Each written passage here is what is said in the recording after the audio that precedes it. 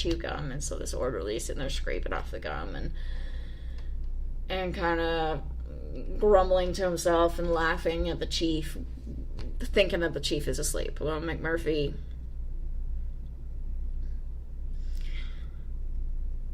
after the orderly leaves, notices the chief is awake and gives him a piece of gum, and the chief says, "Thank you." And that's when Mac's like, "Yep, I knew it." And so one thing leads to another, and suddenly the chief just starts talking, like nonstop, telling his story and telling his personal truth, and just completely opening up to McMurphy, and Mac's just sitting there listening and thinking and taking it in and empathizing. Man, he is one of my favorite characters in literature of all time. Like the epitome of an anti-hero. But after this all-night conversation, there's a huge change in the chief's character and in his narration and in the way that he perceives the world. He goes from having these weird, like in his narration, he mentions things like, the microphones and the walls and the light sockets and stuff like that. But after that conversation where he finally starts speaking his personal truth, a lot of, actually I think all of them, I'll have to go back and re-listen to it, but all this, nonsensical, for want of a better word, crazy ideas, they just fall out. They fall out of the narration. His perception of the world becomes much more reliable from that moment forward, from the moment he speaks his personal truth. And ultimately, because of him speaking his personal truth, he starts seeing the world differently. He starts seeing himself differently. He starts seeing this hospital environment differently. And because of this change that got set in motion from that liberation, he escapes the mental hospital in the end. And he is physically liberated. But it started with that mental liberation that came from telling his personal truth. And so now that I have exhausted history and literature, let me tell you my personal truth that I have noticed with speaking, doing this podcast. I mean, doing the Lit Nerd podcast, of course, there's a certain liberation that comes with that, but it's a different kind of liberation.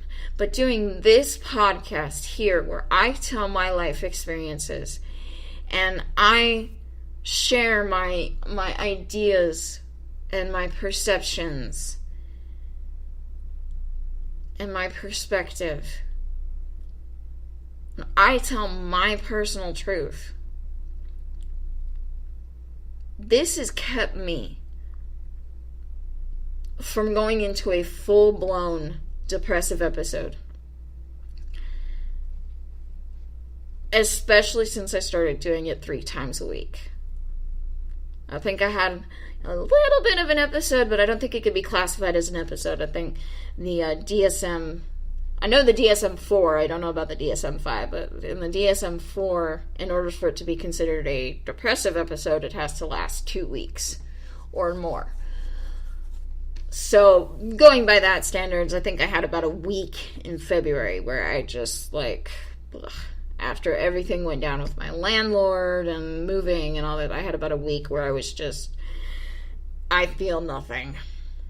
I'm dead. I'm dead to the world. I got up and I went to work and I did what I had to do, but that was it. I was depressed. But then part of what got me out of that depression was I said, no, you know what? I need to start doing my positivity podcast because that makes me feel good when I talk. And I'm going to do it 3 days a week, Monday, Wednesday, Friday. And I mean, even back in February, going through all that stress and all that fear and all that uncertainty. Maybe I wasn't speaking my full personal truth over on the Lit Nerd podcast, but I was still speaking some level of truth over there. I was still speaking out about something.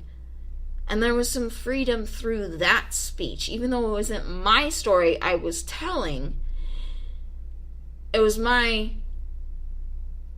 ideas that I was sharing. And that got me through that time in a real significant way as well.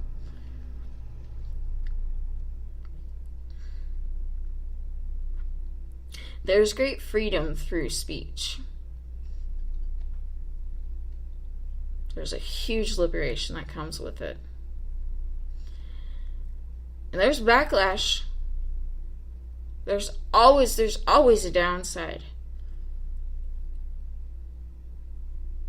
You know, I've had certain things that I've said on this podcast used against me. Could be way worse. I'll say it. It could be way worse. But that's still some level of backlash.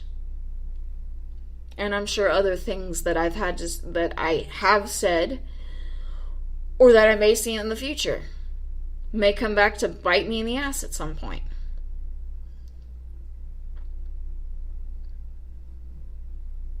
But it is more important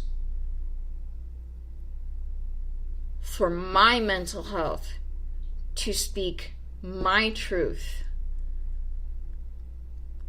than it is for me to stop speaking that truth because somebody didn't like what I had to say. And I sound so badass saying that right now. And I got that like little voice in my head that's going, yeah, you say that now, but then watch, somebody says the right thing at the right time and you're just gonna collapse like a flan in the cupboard.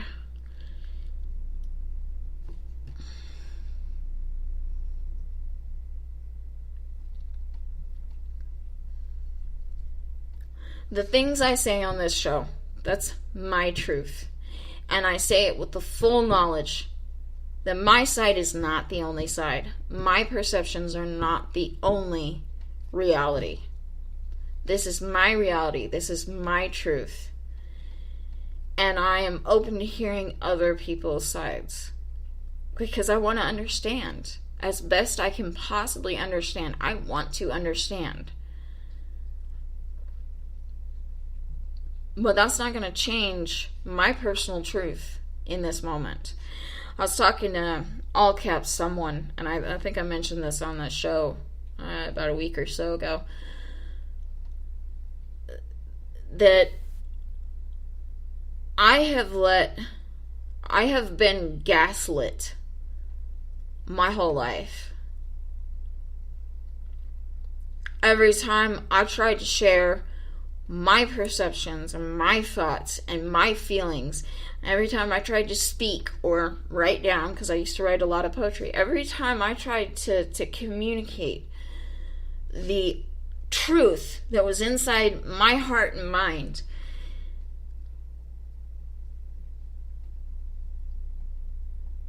somebody inevitably at some point would come along and convince me that I was crazy and that wasn't the truth, that wasn't reality. The reality isn't that you're in pain because somebody hurt you.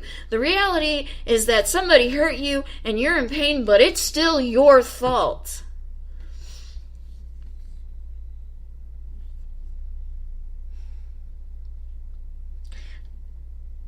I mean, this went on for most of my childhood, most of my teen years. My personal truth was robbed of me. I was robbed of my personal truth. My ability to speak out and share with the world who I am and what I think and what I feel and what I have learned through thinking and feeling these things. I was robbed of that time and time again. So much so that in my adult years, I have gravitated towards people who continued that proud tradition of don't let Becca have her own thoughts and feelings. No, you tell her she's crazy and then tell her what to think and feel. I sound so angry about it. It's very infuriating to look back on that. It really is. But through doing this podcast, the longer I do it, the more I stick to it. Even on the shows where I come on here and I say, look, I don't have anything to say. I don't feel okay today. I feel like shit. I don't want to do a show. I've done that in the past. If you're a regular listener, you know I've done that in the past. Or I don't feel it. So I get up on the mic and I say, I don't feel it. And I'm honest about it. But that's still my personal truth in that moment. And sharing that personal truth in that moment gives me the strength and lightens my load so that I can move on to the next moment and build something out of it. And build up myself. And the more I do this, the more I discover about myself. The more truth I find in my heart. And the more strength I find in my spirit to keep going. And to stop gaslighting myself the way that everybody else around me has. I find the strength to put up the boundaries around me so that nobody else can take away what is rightfully mine. And that is my story. That is my mind, my heart, my story, my truth. I've said that like so many times in that show. But it starts with the liberation that comes through speech. Freedom through speech. And so, in summary, it's 4th of July. I see all the bullshit going on in this country right now. And I don't care to get into it because that's not what this show is for. There are enough people speaking up. I don't need to add my voice to theirs. But I see the bullshit going on in this country. On all sides of the political spectrum. I see it. But by that same token, I see there is freedom of speech. The fact that I see the bullshit, the fact that I hear what people are saying, that is huge. I remember seeing an interview with Trevor Noah, and somebody was asking him, well, what do you think about all the news stories coming out about corruption here and there and hither, thither, and yon? Does it make you think about being back in South Africa? Or no, it wasn't about America. They were asking him about all the corruption that was going on in South Africa. I said, what do you think about this? These stories that are coming out about this is what's going on in the government and all these horrible things. And he said, you know what? The fact that I see the news stories, that I'm hearing that this is happening, that shows that something is working in South Africa. Because if something wasn't working properly in that country, you wouldn't see that shit. You wouldn't know. I mean, I was watching an old piece. I say an old, I think it was like 2 or 3 months ago. A piece that John Oliver did about North Korea. Do you think in North Korea there's any news about corruption in the government? No! The government's always awesome. What the government doing is the right thing to do. It's always awesome. That's what the news always says in North Korea. Most, if not all, the people in that country know that's not the truth. They know that's the epitome of fake fucking news. So, I'm grateful today